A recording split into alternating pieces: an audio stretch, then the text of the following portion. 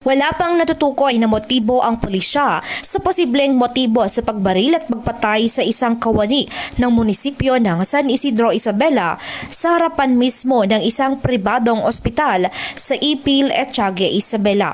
Ang nasawi ay si Kendrick Pera, 29 anyos at residente ng Karamag, San Isidro, Isabela.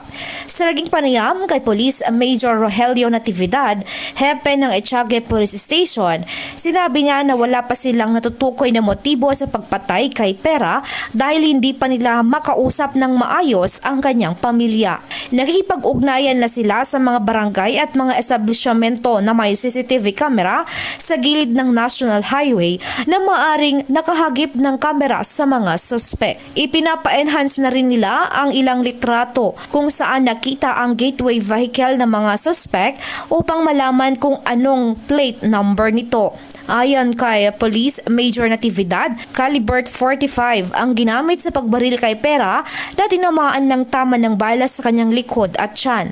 Samantala, dismayado si Police Major Natividad dahil wala umanong issued firearm ang ospital sa kanilang gwardiya na malaki sana ang naitulong upang mapigilan ang krimen. Mula dito sa Ilagan, Isabela, Jardel Inere para sa Radyo Alternatibo Balita Nationwide.